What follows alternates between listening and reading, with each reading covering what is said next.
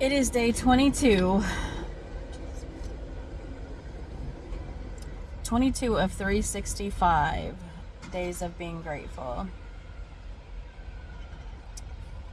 And this is probably going to be my last deep one for a while. I don't know. I just want to kind of get it out of the way so I can move forward.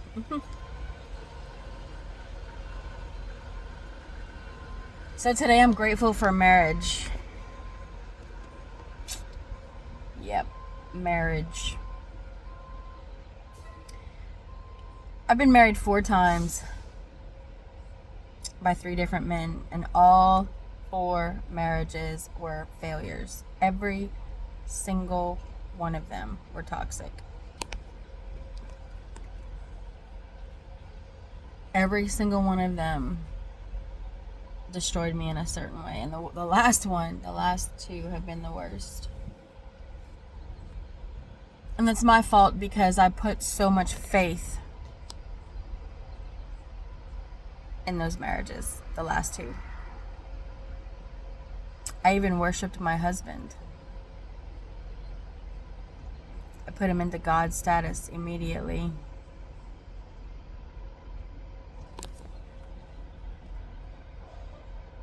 I've spent all my life chasing the dream of having a family, of being married, chasing that fairy tale.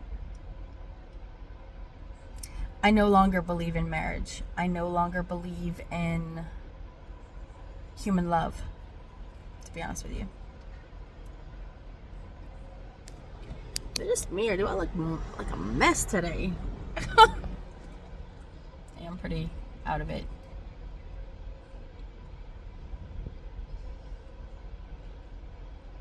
I see marriages that exist that, are good, and they're all biblical marriages. They're all faith-based marriages. The only ones that I see that are actually real and loving, that are not toxic, are the ones that have Jesus at the center, that had Jesus from the beginning, and they did it right.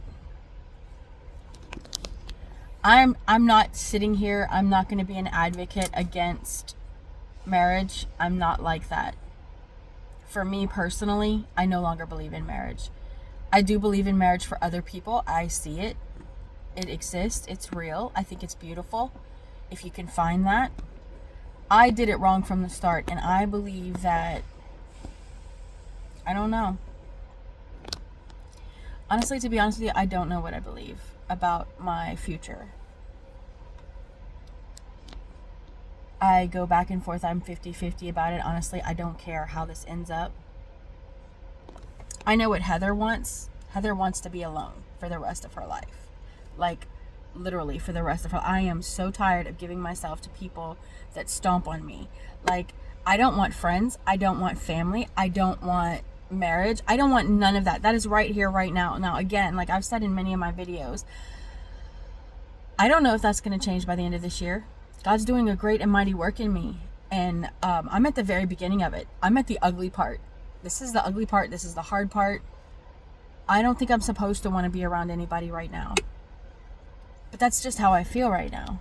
Like, I'm being honest because I want to see the transformation of how I feel. My attitude right now is crap in a lot of ways. Like, I am bitter.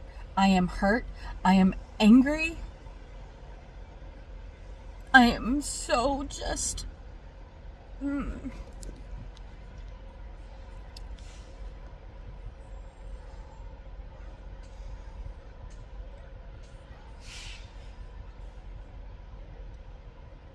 I'm tired of being alone, surrounded by people who supposedly love me. So if I'm going to be alone in this life, I'm going to be alone. And I'm a lot better that way.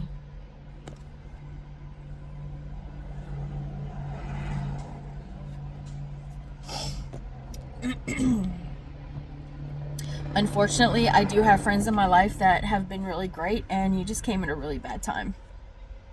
It's nothing against the people that actually have been good to me, that have cared for me, that have never done me wrong. I see you. I know you. I love you. I mean, I love all of you, even the ones that have betrayed me. But I'm not interested in friendships. I'm not interested in getting to know anybody. I'm most definitely not interested in romance or romantic love ever again in my life. Like, I am exhausted of it. I am so utterly exhausted of it. Like, I hate the thought of being married. I hate the thought of being in a relationship with someone. I hate the thought of physical intimacy. I'm over it. I'm so over it because I fought for so long. For so long, I have fought for those things. Like,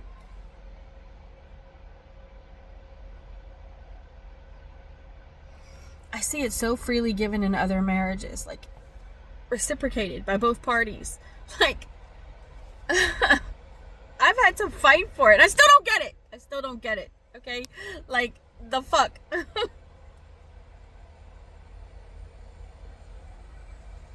So, I'm done fighting. I am done fighting for what should be freely given. It's retarded. It is absolutely fucking retarded.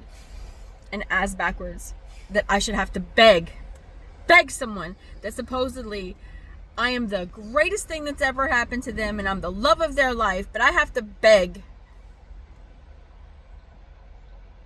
for you to love me the right way. No thanks. Keep it. I don't want it.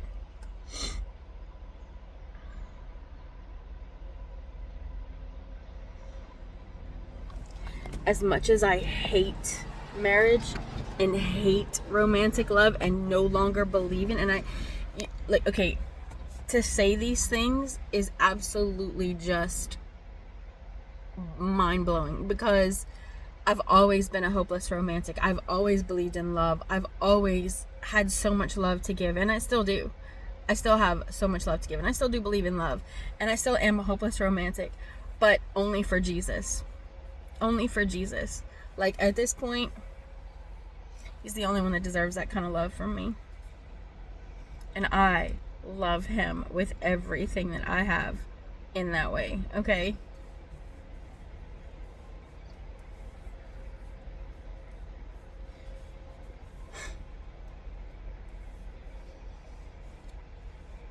I drive across the nation, okay? I see men from every state, all over. I don't see anything I want. And again, I don't think I'm supposed to, but like, I'm just being honest, like where I'm at right now. I can't speak for the future Heather. I can only speak for the present Heather and the past Heather and what I've been through. And like, as much as I hate all of this, I am grateful. I have learned so much from each of these men that I have been with. Let's see, what did I learn from my first marriage? Okay. I learned that gambling is an addiction, or can be an addiction. I learned that, I learned how bad gambling can be an addiction. Good thing is I learned patience. I learned patience with that relationship because if I wasn't patient, I would have like ended up in a straitjacket. Because there were so many times where I was left stranded. We only had one vehicle between us. I've lost about 5 jobs in that marriage because he wouldn't get home in time for me to get to work because he was gambling and we only had one vehicle between us. I had to work 2 jobs at one time. I learned the value of hard work. I learned that I can work 2 jobs if I need to simultaneously. That was very hard. I was getting like 4 hours of sleep in between shifts. And literally, that's all I was doing. I was 2 full-time jobs.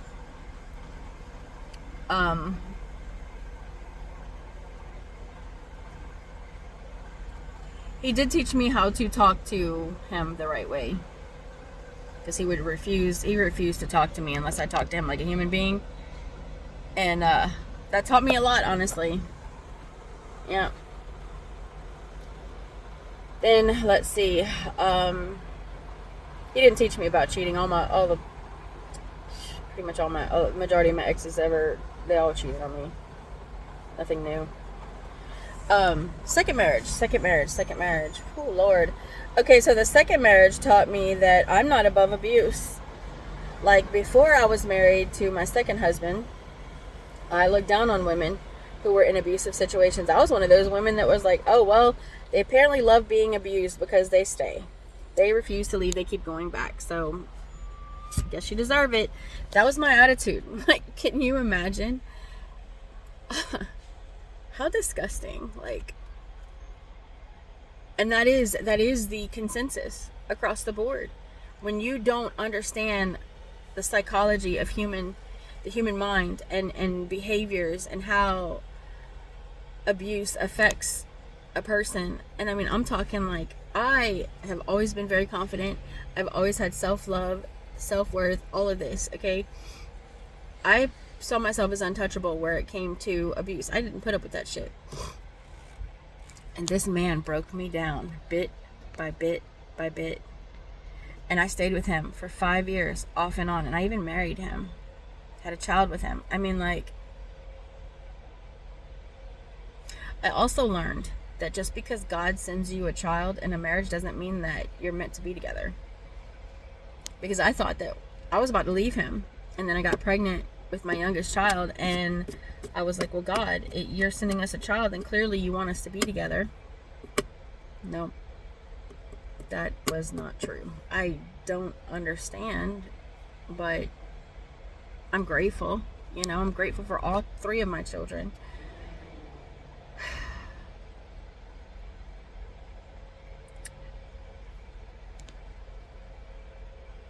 I've learned the most from my 3rd marriage and 4th marriage.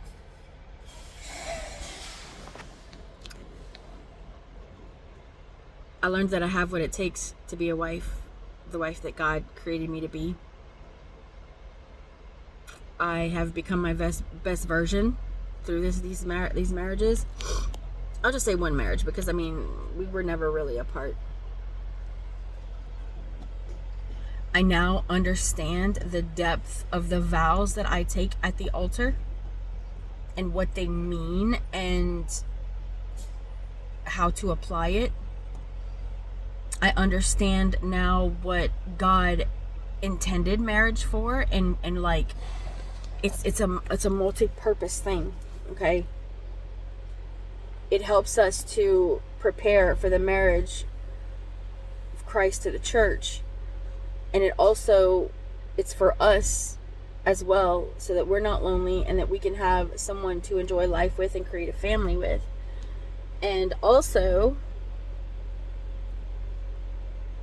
it's to change us to become the people that God created us to be held accountable.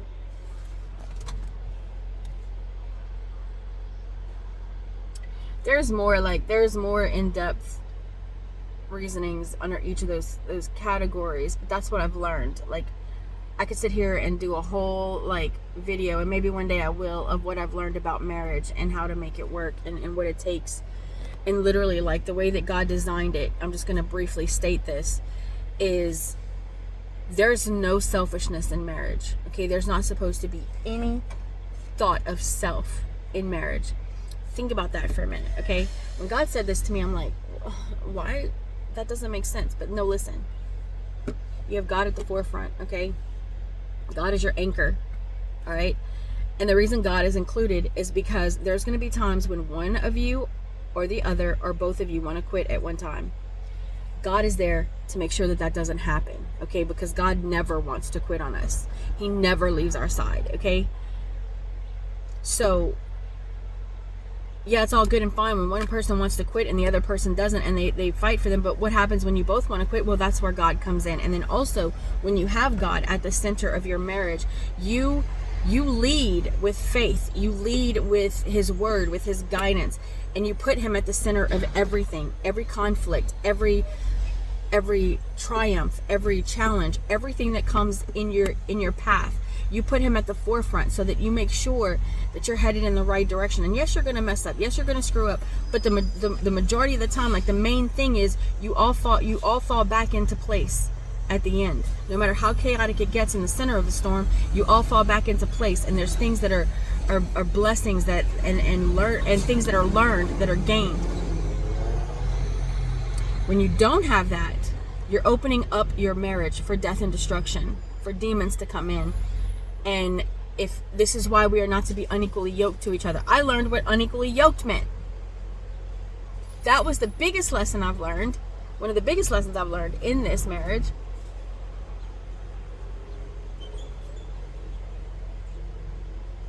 I learned the true value of me. I learned about God's love, God's mercy. I learned that I don't need a man to survive. I don't need a man to be whole. That lie that we were told as children that, you know, we needed to be married. I learned that it's okay to be single. I learned that it's okay not to have kids. Like these people out here that, you know, I always thought there was something wrong with people that wanted to be single, didn't want to be married, didn't want to have kids. I'm like, what the fuck is your problem? And I learned that that's okay. Not all of us are made for marriage. I learned that we need to learn if we're made for marriage before we get married and not just assume that we are and jump into it. I learned that I was married for all the wrong reasons every single time. I learned the importance of seeking God for your partner. My gosh, if I sat here like,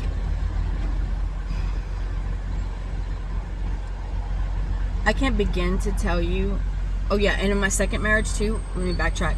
I learned that people can bring out the worst in you. Like, you can become a monster just like your spouse if you choose the wrong person.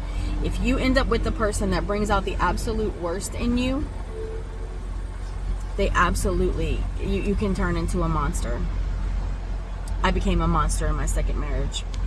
Okay, so back to this one.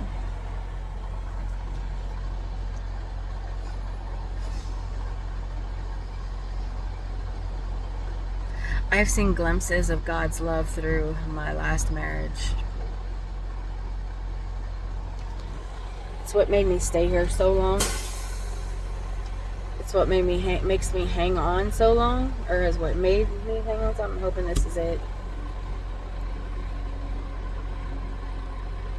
I've learned what unconditional love is. I've learned that I can stand the test of time. I learned that I'm a true fighter, a warrior. I don't give up. I don't quit. People quit on me. I don't quit. I don't quit. I don't give up on people. They force me to walk away. When you have given everything that you can to a person and it's not good enough, you have no choice but to walk away. What else is there left? Like, what else is there? Other than like just chipping away at who you are.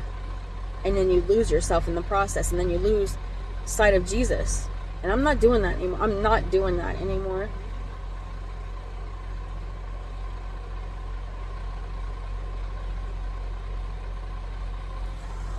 I've always loved Paul. Like as a kid, I was always so fascinated by his stance on marriage. And deep down, like even though I wanted marriage, like there was a huge part of me that wanted to live like Paul and just be married to Jesus. It just sounds so romantic, you know? And that's where I'm at. That's where I'm at right now. Like, Jesus is literally the only man I want in my life. And like, I'm so crazy in love with him. Like, any guys that want to talk to me or, you know, like, get close to me, it's a threat. Like, get the away from me, bro. Get the fuck away from me, bro. Like, I just wish that, like, I don't know.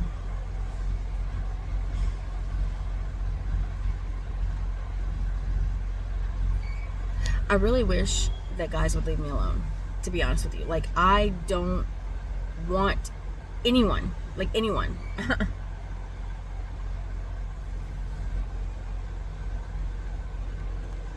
Anyway, I know the devil's gonna keep throwing them at me because he thinks that that's what's gonna get me tripped up, but I'm in a whole different headspace now. Those things don't work for me anymore. That's something else. That's something else that I've learned. Okay, I've learned to be faithful.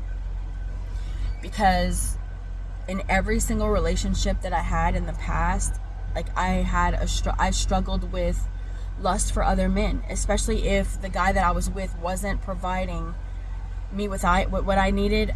I was always tempted by the outside. I didn't act on it like physically, but I had lots of emotional the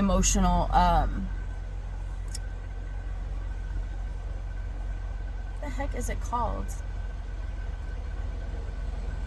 Affairs. Thank you, Lord. I had a lot of emotional affairs, and which is just as bad, if not worse. I don't know. That's all bad. But anyway, I learned to be faithful. And that was honestly something I was scared that I would never overcome. I even questioned, like, if I was even capable of being with one person for a while. Like, I mean, basically in my life, there's nothing I haven't questioned myself for. Like, I have questioned my identity in so many different things, and I've questioned myself in everything that I do. And it is how I know myself so well. And if you haven't questioned yourself about anything, then you don't know yourself at all.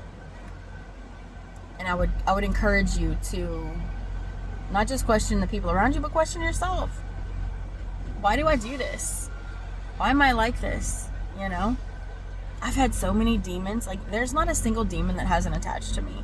Type of a demon. Like, especially sexually, where that was concerned, because I had such a huge hang up about that. I've learned the importance of sex in a marriage. I've learned the sacredness of sex. I've learned why we shouldn't have sex outside of marriage. I've learned what it does.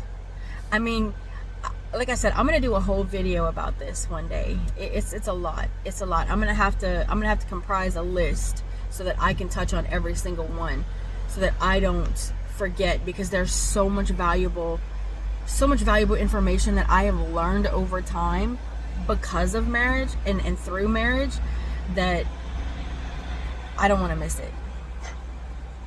I don't know. Maybe I'll just do multiple videos. I don't know. I'm going to figure it out. I know God's going to help me. I can't be, as much as I want to regret all of that time lost, God really, Romans 8:28, I mean, he really incorporated that through the marriages, and, you know, helped me to stop worshiping men and feeling like I needed a man to be me and to survive.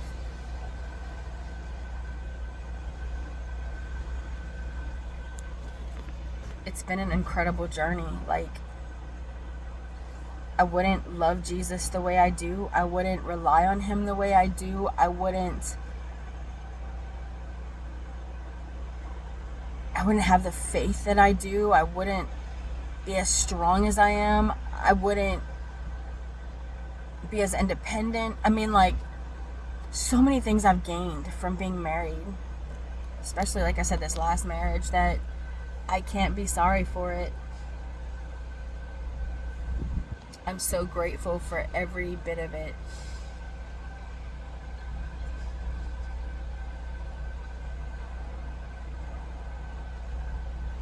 I learned how to truly fight for someone else. Spiritually, mentally, emotionally, and physically. Like, and physically, I don't mean violence, okay? Physically, I mean like in serving them. Don't get it twisted. I'm not a boxer or anything. Although I do believe that if it came down to it and I actually had to fight, I do believe that God would give me what it takes to actually be successful in defending myself. I'm not worried about it. But yeah, so that's what I'm grateful for today.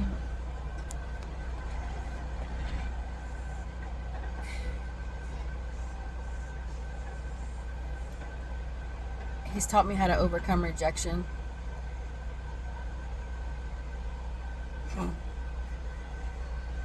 I've been rejected the most in this last marriage. The most I've ever been rejected has happened in this last marriage. And I gotta tell you, like, that has been the hardest thing for me to deal with. To not allow it to destroy my worth. And it has. It has. And by the grace of God, Jesus picked me up and showed me that that was a lie. And reminded me of who I am. She does every single day.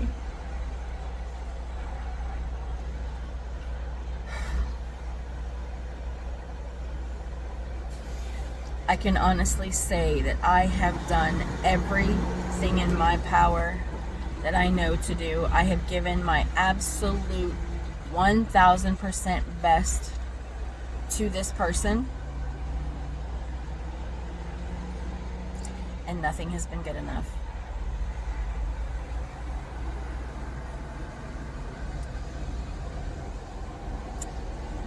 So that's where we leave off. And I'm looking forward to what God has for me. And like I've told him, I said, God, if you want me to be with another man, if you have someone for me, then you're going to have to fix that inside of me, because as of right here, right now, I never, ever,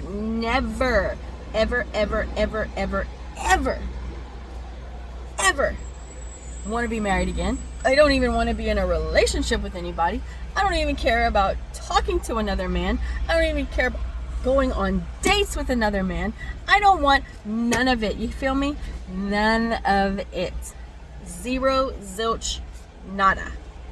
Nothing.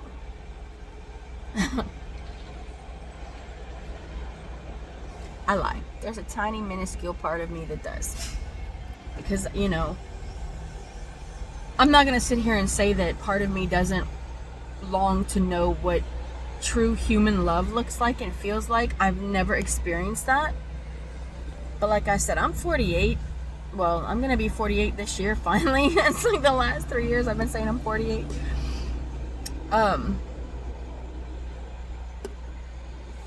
It's crazy because I was 37 for 3 years, and 37 is my favorite number. And that's wild that I got tripped up on that age. I started saying I was 37 a year before I turned 37, and then I was 37 a year after I was 37. So for 3 years straight, I was 37. That's great. Anyway, I'm almost 48.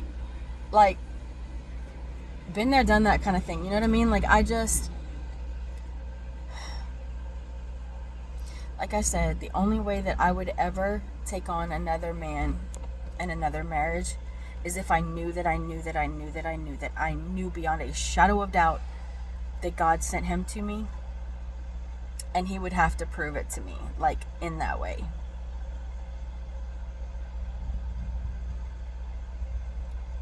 Because never again. So I wonder what happens when a situation is like, fool me once, shame on you, fool me twice, shame on me.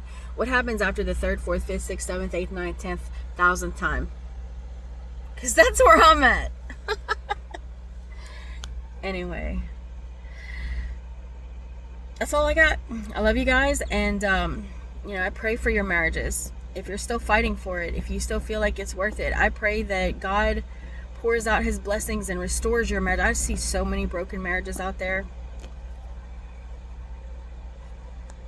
But I'm telling you, you don't include Jesus in it, it's not going to be what it's meant to be. Oh, and I don't even think I finished saying it. I don't think I did. Thank you, Jesus.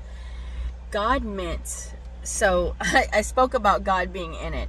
But the other two parts, okay, is that you and your spouse are not thinking of yourself at all. You're literally living to serve the other person. That is the actual formula that God created for marriage. Is two people dying to self, to themselves. They're dying to themselves, crucifying their flesh, all of that, and serving the other person. In other words, you don't sit there and tell me, this is how I love people. You're just going to have to accept it. Absolutely not. You learn what your spouse needs. You learn who they are. You learn what makes them tick, what hurts them. You study each other to the depths of every inch of them. You get to know their love languages. What makes them feel loved? What doesn't make them feel loved? That is the beauty of marriage. It takes a lifelong journey together to learn these things. You don't learn these overnight. You don't learn these through the honeymoon phase. My nose always itches. I think it's the devil when I'm doing videos, especially when it gets to the really good parts.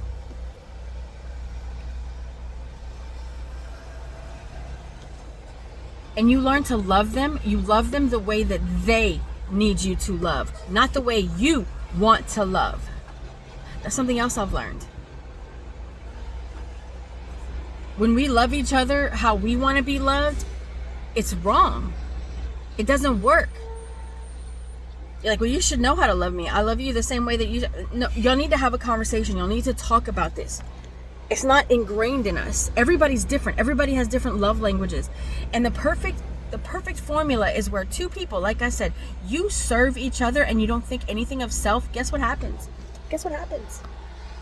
Your needs get met and their needs get met without ever having to speak about it. Nobody gets neglected. Nobody gets any kind of miscommunication. When you wake up and say, I'm going to do everything in my power today to make sure that my spouse understands that I love them and I am here for them. Imagine if you both woke up that way and treated every single day like that. How glorious would your marriage be? Think about it. Anyway, it's a shame I have all this knowledge and I'm not going to be able to put it into practice, but I'll be more than happy to. I would absolutely love to be a marriage counselor. I would absolutely love to help married couples fix their issues with the knowledge that I've been given. I would love that. Because I know the power of the family, and I know that the devil's basis of his fight, his battle, is to tear families down and tear families apart and use it against us. Because a lot of God's power rests in families. But anyway, I gotta get going. Been here longer than I anticipated. And as always, be grateful for everything, the good and the bad. Romans 8:28 is real. And choose Jesus always. And I love you guys, and I'll see you tomorrow.